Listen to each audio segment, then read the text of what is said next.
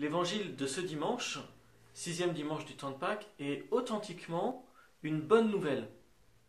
Comme tout évangile, mais aujourd'hui particulièrement. Ce sixième dimanche du temps de Pâques nous rapproche de la fête de la Pentecôte et donc de la fin du temps pascal. Et nous avons à entendre un discours que Jésus a fait, que nous retrouvons dans l'évangile selon saint Jean, juste avant sa passion, sa résurrection, et où il annonce ce qui va se passer après.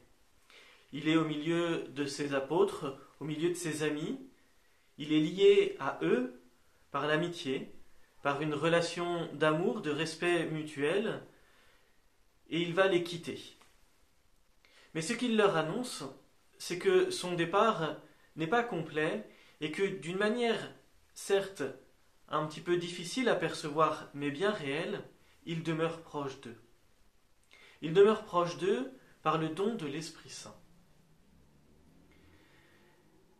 Et ce qui est beau, ce qui est touchant, ce qui est interpellant dans ce discours que Jésus fait à ses apôtres, c'est que, outre le don de l'Esprit Saint qu'il leur fait pour demeurer proche de lui, proche de Dieu, il leur donne le mode d'emploi pour que nous-mêmes, nous ne nous éloignions pas de ce don-là.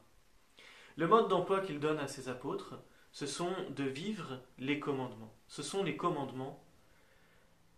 Et en fait, cette bonne nouvelle, elle est aussi pour nous. Parce que nous aussi, nous sommes confrontés à cette tension possible qui peut exister dans notre vie et qui nous éloigne de Dieu.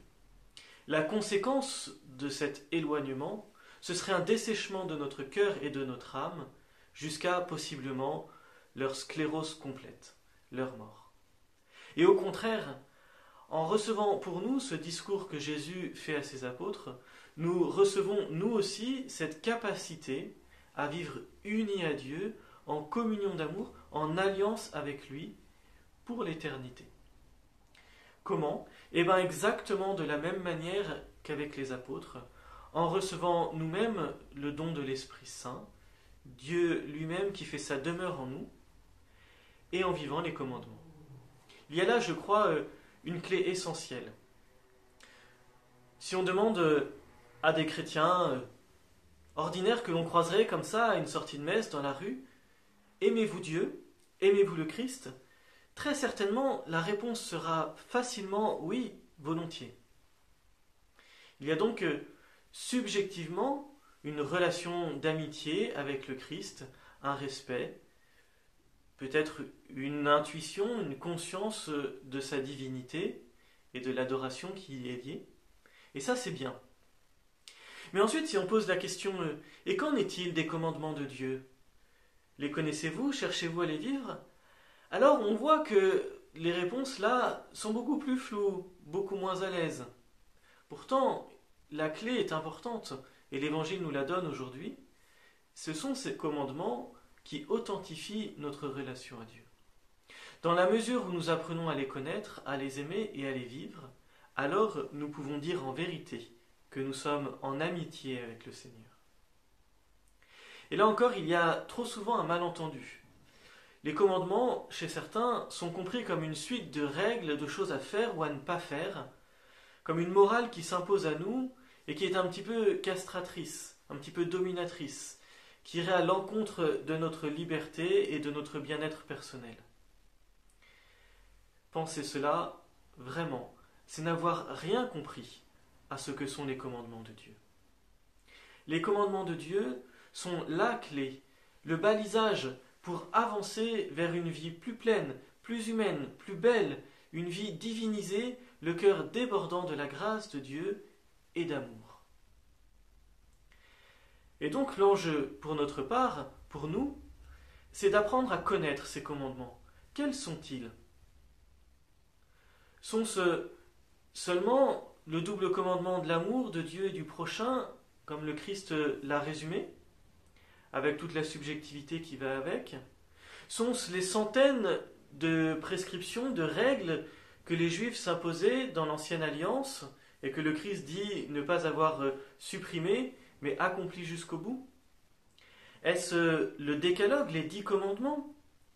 Mais si c'est ça, est-ce que au moins nous le connaissons ? Est-ce que nous connaissons cette liste de commandements ?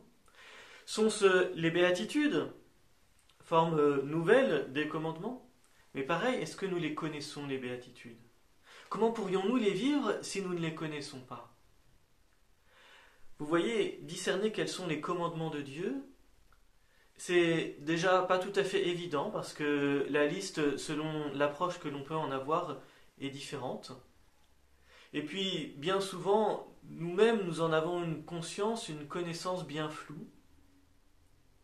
Et ensuite, est-ce que nous voyons dans ces commandements une authentique bonne nouvelle que nous prenons au sérieux et que nous cherchons à vivre? Je crois qu'il y a là une clé belle, une clé qui nous élève, une clé qui dilate notre cœur pour aimer plus.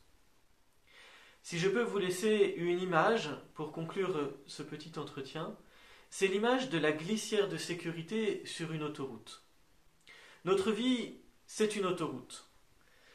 Le Christ nous invite à aller le plus vite possible, le rejoindre et vivre de cette vie en plénitude.